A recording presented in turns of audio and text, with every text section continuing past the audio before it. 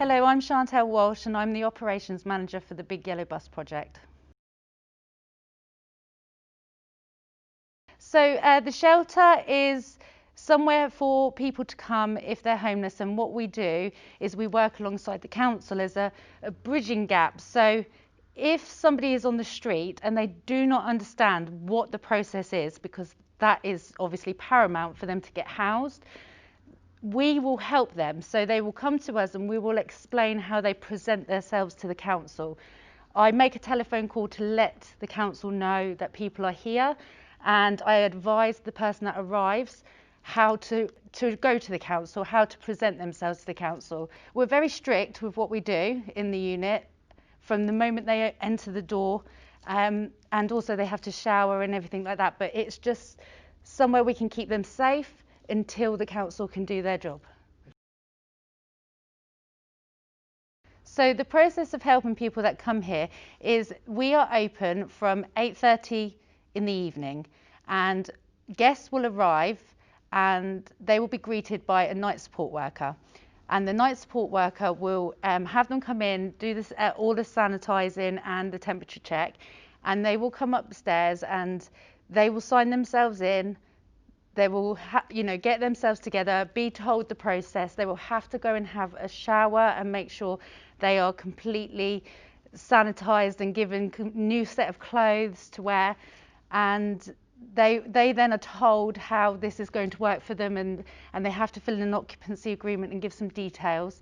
And then I get onto the council and I say who is here, and we go from there, and we just really help people, because mentally some people do not understand how the process works, and also are quite frightened to approach people that are at the council or anywhere to get help, and it's quite a big thing to ask for help. So they just need a friend or somebody to say, look, it's going to be okay, I'll help you.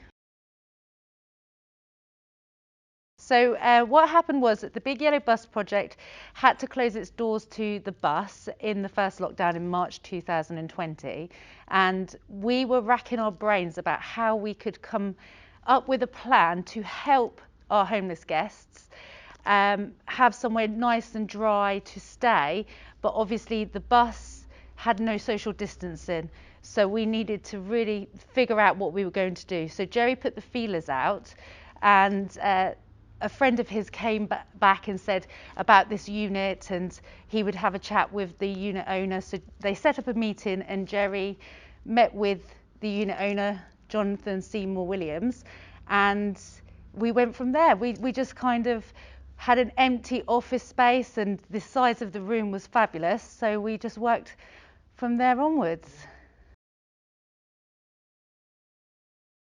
So we would like to think that the bus could be used again one day. Obviously, given government guidelines and the restrictions that are in place currently, there is no way we could go back to the bus as it stands now during the pandemic. But that doesn't mean to say that we will never use the bus again for one reason or another within the project. But we are fortunate enough to be able to use this unit that we have. Lots and lots of challenges. We got together, we had a meeting, the trustees got together for the project, and we knew we had this unit, and we knew that we had to make it good, so we had to find kind-hearted people to help us with their trades, because we needed to build a shower room, so the unit didn't have a shower, and we knew that with the pandemic that running water and the use of a shower was extremely important. So that was a challenge, but people stepped up and came forward to give us some help, and we went from there, so that was great. But the other massive challenge we've had is obviously the lack of fundraising. So Jerry Watkins, he will go out and do gigs and fundraising events and everything else to get people together and to raise money and awareness, but that's been a massive challenge and hit us hard with the pandemic. I cannot tell you how amazing everybody has been. It fills my heart with pride just to know that people are there, that not only have business and tradespeople come forward to put in time and effort, and people have stepped up and helped us when it's been a difficult time for them and their families as well. But just little things like the Amazon wish list we have, people have still purchased from that. Even if it's just a couple of pounds that they've added to a Just Giving page, it's just been incredible that people have still helped and been amazing with our shop, with donating clothes as well, which we use here in the unit for people. It's just, I can't thank people enough. Keep thinking of us, even word of mouth. So that helps just as much as anything else. If people just talk about us and raise awareness that way, and they carry on doing what they're doing, and the wish list and just those monetary things on the Just Giving page, that is just helping so much at the moment, especially because we can't gig or have any events.